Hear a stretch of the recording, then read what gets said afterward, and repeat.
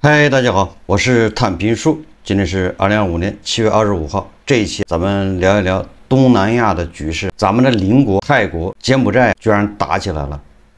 据央视报道，当地时间24日，泰国和柬埔寨军队在两国边境地区发生冲突后，双方相互指责对方首先发动袭击。7月25号，泰柬边境地区再次发生武装冲突。泰国素林府当地官员称，当天早晨边境传出炮声，争议寺庙周边区域硝烟弥漫。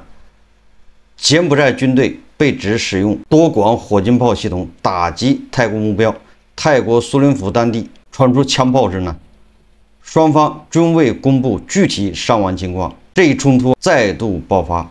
让本就紧张的地区局势雪上加霜。7月24号，这个冲突大幅升级，泰国居然出动了 F-16战机，摧毁了柬埔寨第8、第9步兵师指挥部。说柬埔寨军队用火箭炮击中了泰国的加油站以及居民区，造成13名平民的死亡，1名士兵受伤，46人士兵受伤。而柬埔寨则否认指挥所被毁，强调自卫反击，并称泰军率先开火攻击平民区，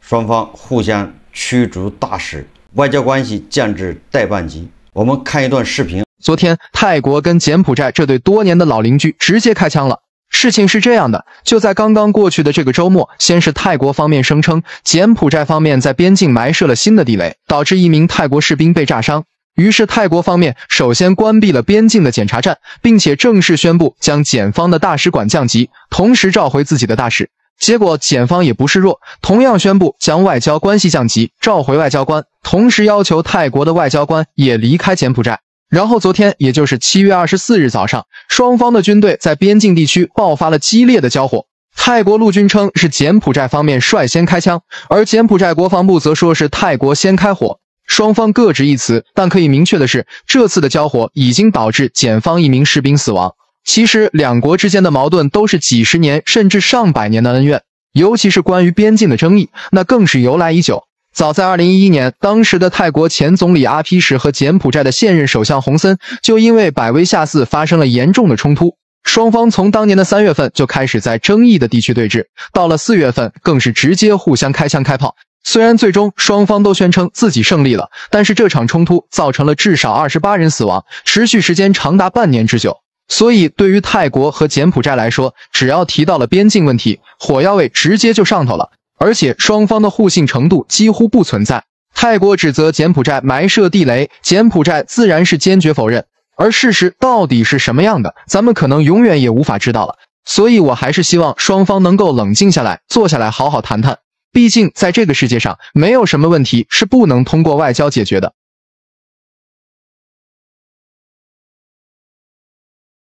这个冲突的原因似乎是7月10几号，一名泰国的士兵在边境地区好像腿被炸断了，那就跟泰柬边境埋设了很多地雷有关系。泰国和柬埔寨这个所谓的争议地区就是叫博威下寺，表面上看是双方的由埋设地雷导致这个冲突，实际上它这个地区这个争议冲突已经延绵了上百年。这个事情扯来扯去，还要扯到法国人身上。当年这些地方都是法属殖民地，包括越南，大家还记得吧？这个清政府和法国是不是在越南还打了一仗？19世纪中后期，英法在中南半岛展开殖民竞争，法国他就逐步的控制了越南、柬埔寨等地。暹罗国啊，也就是现在的泰国，它还保持一定的独立。后来法国啊和暹罗国啊也发生叫法暹战争。1907年，法国签署叫法暹条约，在法国的主持下，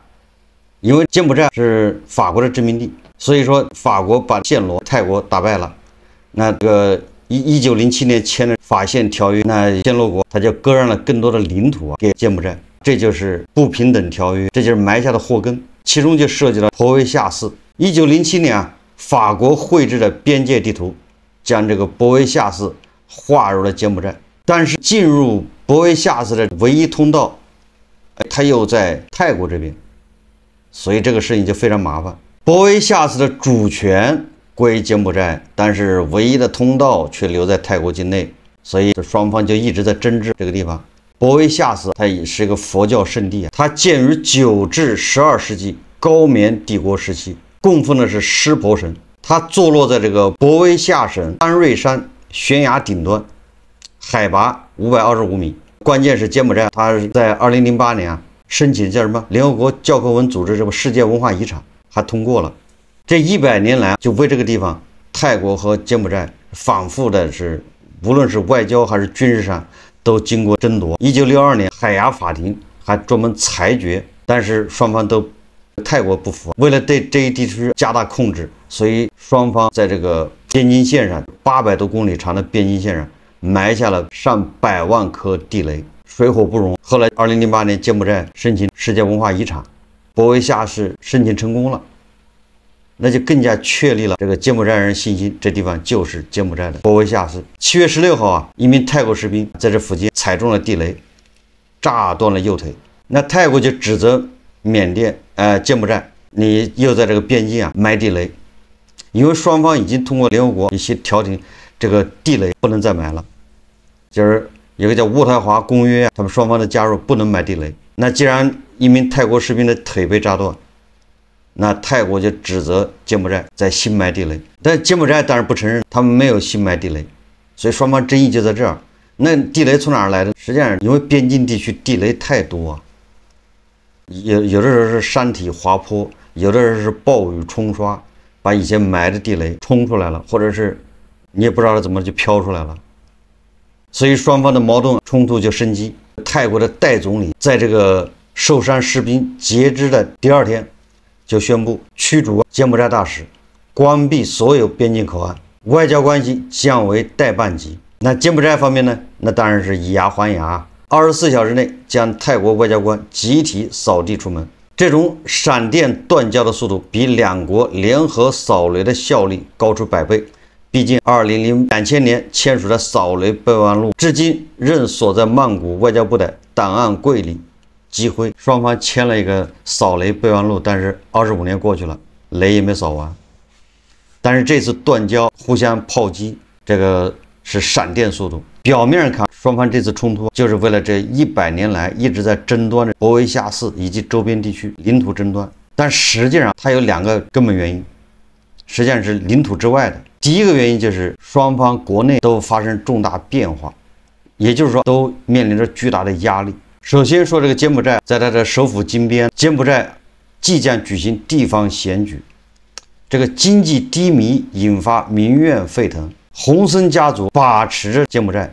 的多年了，现任的首相胡马奈就是洪森的儿子。这个柬埔寨的这个产业，它有很多跟电诈有关的，就是灰色产业。大家也知道，因为电诈有涉及到大国，也涉及到泰国，就灰色产业涉及到洗钱，所以在大国打击电诈的这个背景之下，柬埔寨的经济面临着更大的困境，因为灰产很难干了，电诈它也得出手，所以说柬埔寨在灰产这一块没有了这个收入，或者收入在减小，就更加加剧它的经济低迷。那柬埔寨人对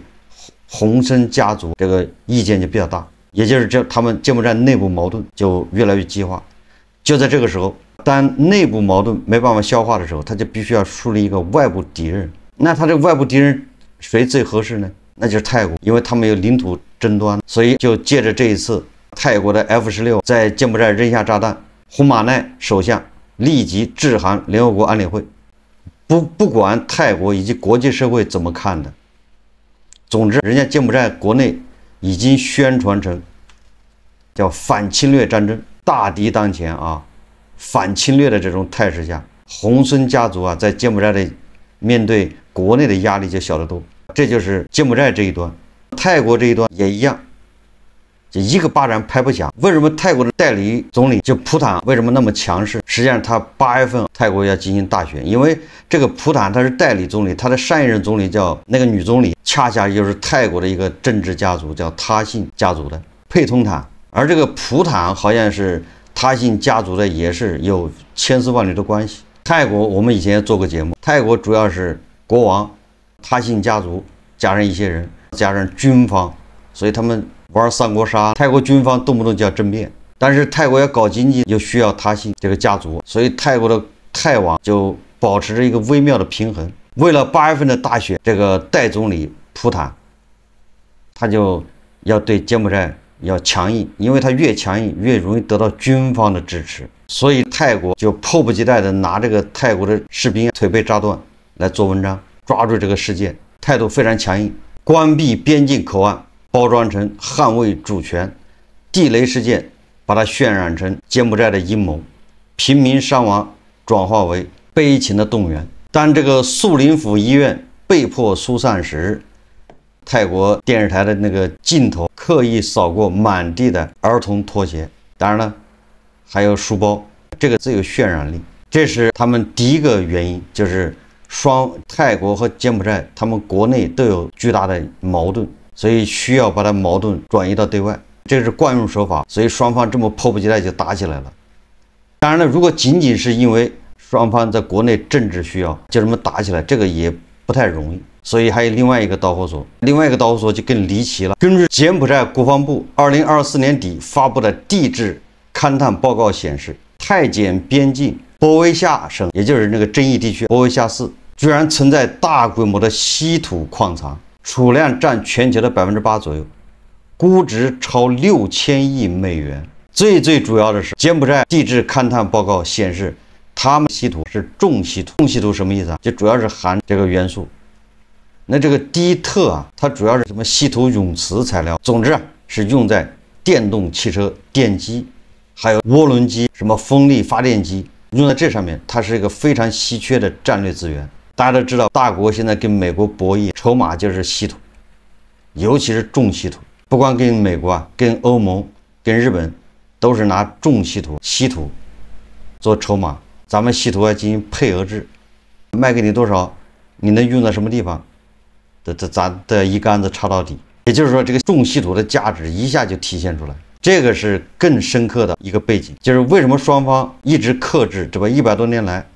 这回为什么大打出手？实际上就是对重稀土的这个价值也叫再次发现。当大国拿重稀土做筹码的时候，一个号称重稀土含量达到8%的，就储量占全球8%的这么一个稀土矿藏。那就变得非常重要。谁拿到了这个稀土矿藏，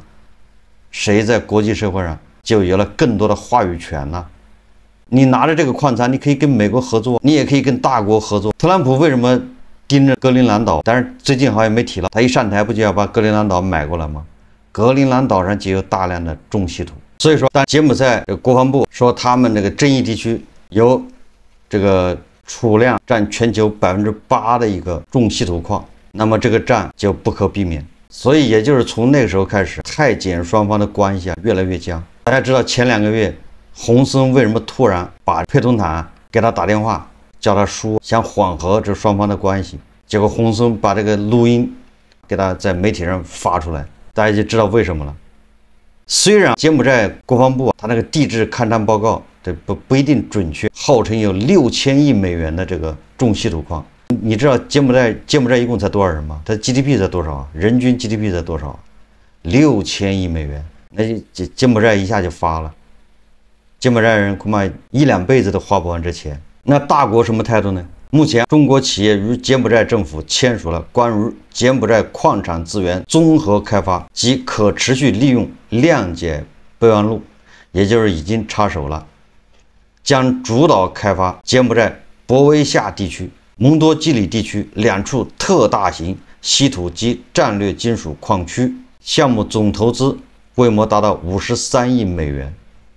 涵盖勘探、开采、选矿、冶炼、精深加工全产业链环节。大家都知道，这个矿脉它有走向的。那这个矿脉，谁知道有没有到泰国境内？不仅争议地区有，恐怕泰国境内也有。所以泰国一看到重金属这个重稀土，现在成为一个奇货可居，成为一个筹码，所以泰国也要发这个财。泰国就约着日本、德国、欧盟这些企业也去勘探，想分一杯羹。那柬埔寨他能这个拱手相让吗？所以泰国就给柬埔寨施压，把口岸一关。大家也知道，柬埔寨没什么经济，它就一些水果、农业，它主要是出口到泰国，把它口岸一关，那柬埔寨经济就受损失非常大。所以说来说去，一个是历史原因，那这个确实是个争议地区，这是多少年前法国人埋下的一个雷。那为什么现在爆发？说来说去就是一个是大的国际气候发生变化，稀土尤其是重稀土一下成为这个国际市场上一个筹码。谁也没想到，因为在过去特朗普发动这个贸易战之前，大国的稀土那是敞开供应，谁爱要谁买，所以这个稀土的价值就没体现出来。现在大国要搞限量供应，而且搞什么配额制，所以这个稀土尤其是重稀土一下就变得炙手可热。再加上柬埔寨和泰国面临着经济压力，国内矛盾是越来越突出。泰国其实也日子不好过啊，你看看泰国受电诈影响，也受旅游的影响，就泰国到现在旅游还没有恢复，它也遭到特朗普的关税的冲击。所以无论是柬埔寨还是泰国，他们国内矛盾都要找到一个地方去释放转移。那么这次泰柬地缘冲突必将给双方乃至整个东南亚地区的经济发展带来巨大挑战。我想，因为这个事情发生在大国周边，这个大国恐怕要干预当然是外交上面的，所以我觉得恐怕很快双方就要平息，就这个事情它不会再升级。毕竟整个东盟作为一个新兴的经济体，现在正在是搞经济如火如荼，整个东盟也不允许，也不希望看到这样的这个叫战火，大国也不希望周边发生真正的打起来。所以说柬埔寨、泰国双方表演一下，差不多就行了。见好就收，真要打起来，你看看这个俄罗斯跟乌克兰打成什么样了？表面上看，泰国的军事实力是碾压柬埔寨，但是真要打起来，那可不是那么算的。一旦就是不能轻启战斗，一旦打起来，你想停止很难停下来。现在俄罗斯就需要全世界乱起来，好减轻它的压力。俄罗斯是不会放过任何一个拱火浇油的机会。但中东那边伊朗现在已经投降了。要跟美国谈嘛，要跟以色列、跟德国、法国，虽然嘴上还是喊着不放弃核武器、不放弃核能，但是实际上这个身体是诚实的，避免挨揍。那对俄罗斯来说，中东现在打不起来，那如果说你这个东南亚打起来也可以。前不久这个打了几天，咱们节目也说了，我觉得应该是打不起来，意思一下就行了，双方点到为止。虽然印度也是碾压巴基斯坦，从实力上，但是他也不敢打。因为印度人家现在正在抓住这个风口，抓住这个机会，要发展经济，他还要制造业超过大国，先排第三，目标先是第三，到时候争第二，所以人家怎么可能这个时候跑去打仗，意思一下就完了。所以果然没几天是不是就停火了？所以我也认为柬埔寨和泰国这两国表演给各自国内的民众看一看就完了，不能真的打起来。要真的打起来，那这个战争的走向根本就不是这两个国家能控制，只要打起来，这两个国家都变成工具，没有办法掌握这个战争的走向。所以这个就是擦枪走火。无论是柬埔寨的洪森家族，还是泰国的他信政治势力，都得见好就收，不能玩火，玩得不好把自己玩出去了。好，这期节目我们就聊到这里，感谢大家收看。如果喜欢我的节目，欢迎订阅、转发，也可以在下方留言评论，谢谢大家。